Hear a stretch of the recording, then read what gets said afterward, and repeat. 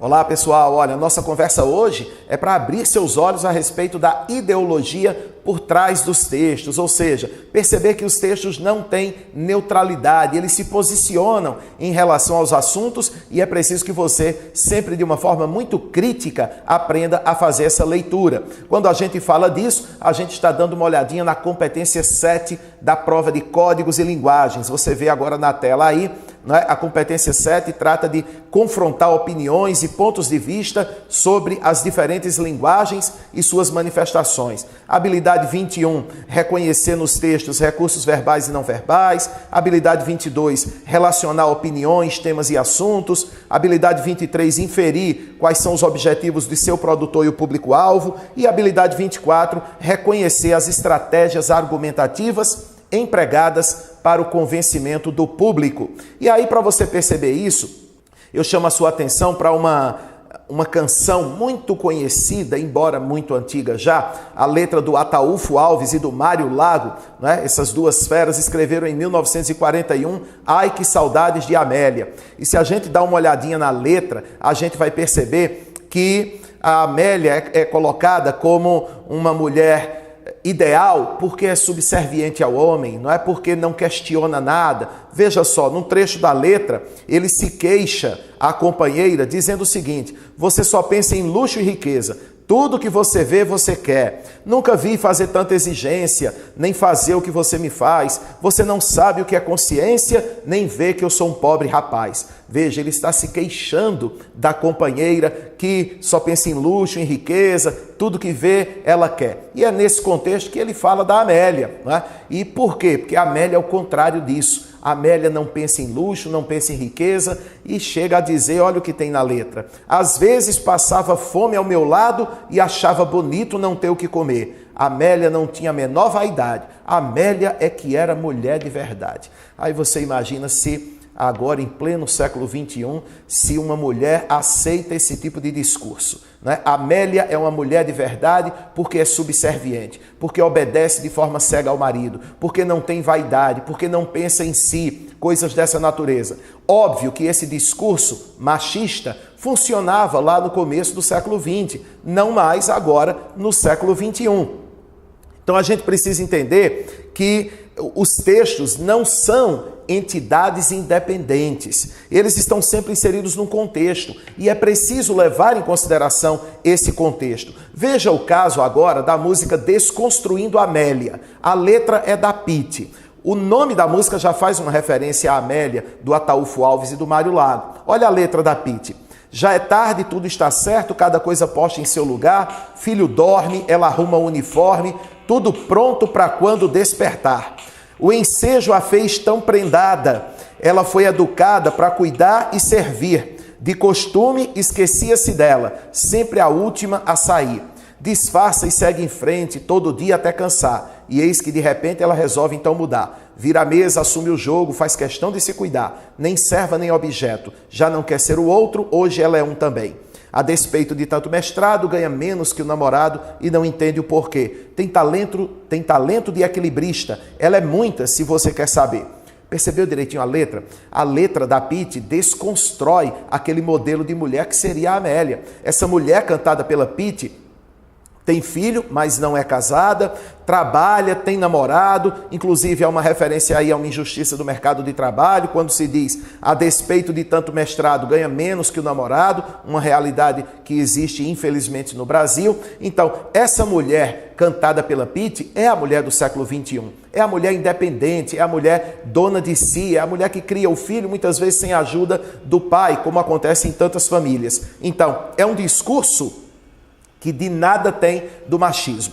Outra forma que você tem de entender a ideologia é observar as charges. Vamos analisar algumas que tratam da mesma temática, mas com um viés diferente. A primeira você está vendo aí, deixe aqui sua arma. O que é que a gente pode tirar dessa charge? O que é que o chargista quis passar? Ele claramente se posiciona contra o desarmamento, porque a charge é uma ironia. Veja que o bandido vai ali, está armado até os dentes e entrega uma baleadeira, né? Então, deixe aqui sua arma, aquela ideia de que o bandido não vai se desarmar e, portanto, o desarmamento não seria muito útil. Veja essa outra charge. e sou a favor do desarmamento da população. De novo, uma figurinha aí com o rosto coberto, segurando metralhadora, segurando pistola e dizendo que é a favor do desarmamento da população. O chargista, claro, deixa subentendida a ideia de que o desarmamento não seria uma boa ideia, porque o bandido não vai se desarmar. Veja agora uma outra charge. Olha lá. Penso, logo existo. Observe o seguinte, que esse logo existo está ligado à barriga da mãe, não é? Pelas bolinhas ali que representam o pensamento. Claramente é uma charge que se coloca, por exemplo, contra o aborto. O penso seria a fala da mãe. E como a mãe pensa, a criança logo existe. Então veja que é uma charge que se posiciona contra o aborto. Já essa agora, observa lá. Você está vendo aí a caricatura da Marina Silva, da Dilma Rousseff e um tucano. Todos eles em cima de um muro, né? O muro está pintado com as cores do arco-íris, né? As cores da bandeira dos movimentos LGBT. Também tem uma mancha ali que lembra uma folha de maconha e ainda o nome aborto. A referência é muito clara. Durante o debate eleitoral de 2014, Marina, Aécio, representado aí pelo tucano, e Dilma Rousseff preferiram fugir de polêmicas e não dar um ponto de vista muito claro a respeito de questões que muitas vezes incomodam os políticos. Já essa última charge aí do Diego Novaes, olha lá, faz de certa forma uma defesa ao aborto. Ele coloca em primeiro plano um pastor evangélico, né, e um padre, estão ali gritando, somos defensores da vida. E no final ali, né, em último plano, em segundo plano, você tem um médico cobrindo o cadáver de uma mulher e uma plaquinha, óbito, aborto inseguro.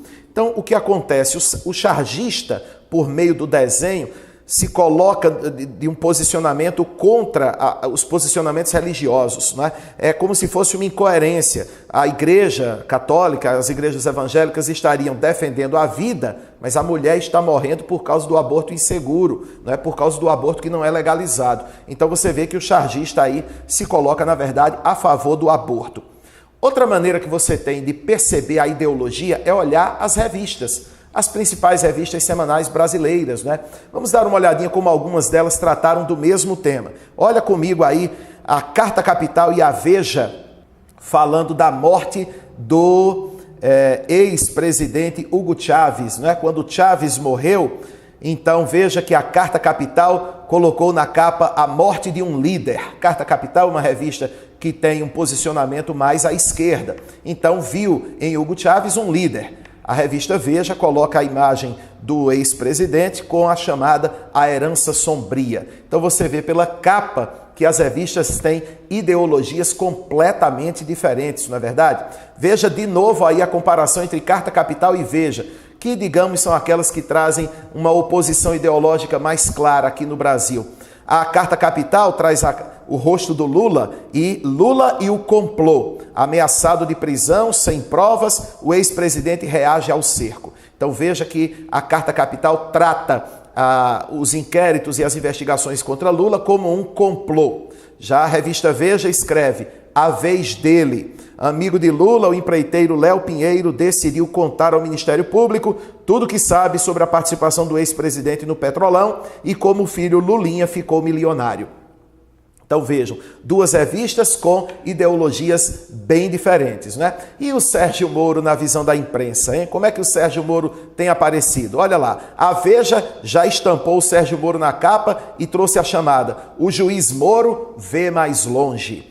A Carta Capital trouxe Moro numa montagem e escreveu como liquidar o Brasil, atribuindo a crise econômica à Lava Jato, que é, de certa forma, liderada pelo Sérgio Moro. A revista Época coloca o Sérgio Moro e promotores do Ministério Público e escreve os homens que estão mudando o Brasil. Então a gente vê que Veja e Época tem uma linha de valorizar o Sérgio Moro, de colocar a Lava Jato como algo importante para o país. A Carta Capital claramente se posiciona contra a Lava Jato e contra o juiz Sérgio Moro, ironizando por meio de uma montagem. Então, é assim, é analisando pontos de vista diferentes, é tendo acesso a órgãos de imprensa com ideologias diferentes, que você vai desenvolver o raciocínio e uma reflexão. Lembre-se, quem pensa mais, lê mais e lê tudo. Não adianta ficar lendo apenas por uma fonte. É preciso que você observe todos os pontos de vista para que chegue à sua conclusão. É assim que a gente aprende.